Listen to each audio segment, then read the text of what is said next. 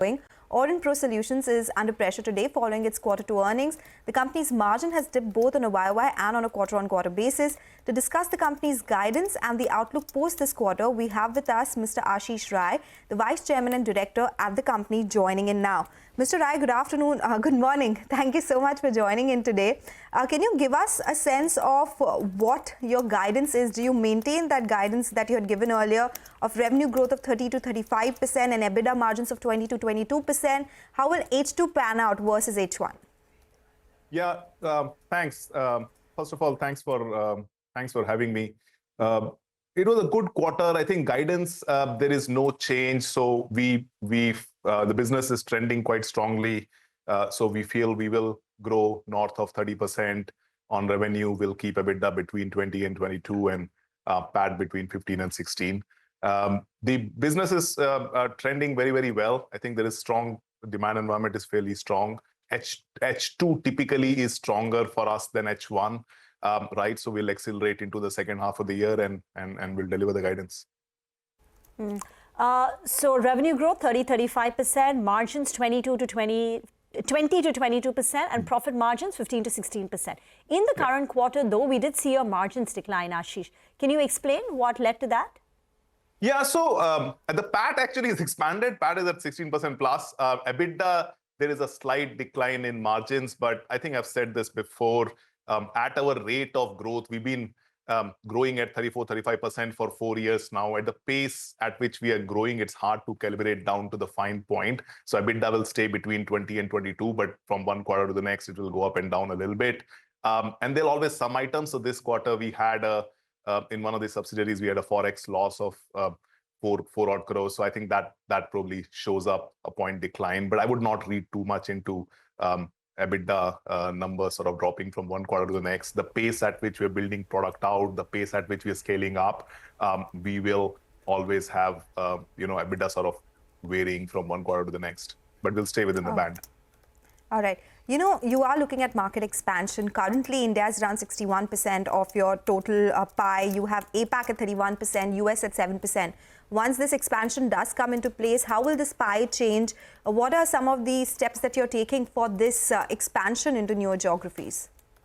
Yeah, so great question. Look, on the banking side, the business has been growing now at 50% plus, and we've seen a very, very strong traction in terms of Middle East and Southeast Asia. We announced a number of wins. We announced a win recently in Saudi Arabia. We've got a number of wins coming in MEA and Southeast Asia. On the transit side, Americas has strong momentum. We've, of course, US, I think we've done very well. We've expanded into Central America, Latin America as well. US, I think over the next probably 4 to 6 quarters should go into double digits as a percentage. Right now, you're right, it's 7 to 8%, but it's growing slightly faster than the enterprise growth. So I think we should get into double digits pretty quickly. We are now starting to build out our expansion into Europe. So slowly over the next 4 quarters, we'll see pipeline build up that well. So Middle East and Southeast Asia already growing very, very strongly. US growing strongly. Europe is the next focus. So can you tell us the growth rates that you are seeing in these various geographies in India, US, Middle East, or APAC as you call it? Is it possible to give us the growth rate? 30 to 35% is on a consolidated basis. Yeah, so look, at enterprise level, we're growing at about 33-34%. I think US is growing faster than 50%. The Southeast Asia and Middle East are probably growing faster than 50%. So I think on the banking side of the business, we'll probably, I mean, US would probably be even much faster than 50%, right? We'll probably grow the business 70-80% this year. So yeah, so overall, I think the international geographies are growing, but the India growth is also very, very strong. Especially the transit payments business in India growing strong, the data center business in India growing very strong. So I think it's hard to say how the mix will change. If India continues to grow as strong as the rest of the world, will probably stay more or less in the same region. But really, I think all parts of the geographies are growing quite strongly. So if US is 70-80%, Southeast Asia, Middle East is 50% plus, if your overall enterprise guidance is 30-35%, what is dragging your growth down? Is it India, which is growing slower than 30-35%? Yeah. So, Reema, the banking side of the business is growing at 50% plus, right? And that is Okay. roughly 55% of our top line, right? And that will continue to grow pretty strongly. We are recalibrating parts of the other segment, which is the technology innovation group, especially on the smart cities side, which was a bet in India, which we've slowed down a bit, right? So, which is what would probably be a headwind on the overall growth number for some time while we recalibrate that business for better economic profile and better margins, right? But even within TIG, transit payments will continue to grow strongly. Data center will continue to grow strongly. The smart cities and the government side is what we are recalibrating for margins, right? But banking will continue to grow at probably 50-60%. And the smart cities and government, the business which you're recalibrating, once again, just tell us those businesses and how much does it contribute to your top line? So it's about a third of the TIG business, which itself is about 45%, right? So that's the slice which I've said before we've been recalibrating, right? And overall, I think the way we operate, the way to look at it is this: we are a IP-led products and platforms player where one has to be careful as you scale up, right? I mean, unlike a services project where revenue is a function of staffing the team, in a product business, there's a lot of interconnected parts. So we've been very careful in calibrating our growth.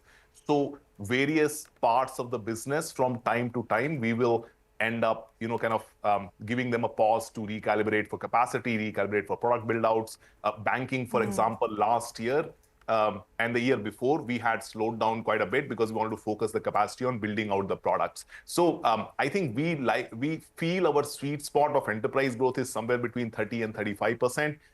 We do not want to scale the business so fast that we take on risks when it comes to deliveries, delivery reputation, all that stuff. In the product business, that's very, very important, right? So at various points in time, parts of the business will slow down, parts of the business will accelerate. So banking was slow last year and the year before. It's growing very fast this year, probably the next year, and we'll keep on pacing it. But at the enterprise level, I think one should expect 30-odd% is where the sweet spot is. Mr. Rai, quickly, if you can tell us if your acquisition Arya.ai, that one contributed this quarter, this had around 20 crore top line. How much did it contribute and what is the growth expected here? Yeah, so I think the way to look at Arya.ai is a part of our bet on where enterprise AI is going, right? So there is obviously a lot of conversations around the frontier models and LLMs, etc., which have its own space. We believe as technology matures, a lot of value creation and hence a lot of value capture for vendors like us will happen on the application layer, which is where we're already very strong with the enterprise application stack we have. The goal with Arya.ai is to bring together a very mature enterprise application stack that we have together with a very mature ML capability as well as new platforms that we're launching on Arya.ai side, right? So I think we've gone in terms of we want to really lead the world when it comes to fundamentally AI native enterprise applications as they mature over a period of time. We've seen, I think the demand for the offerings together. So it's important not to look at Arya.ai by itself.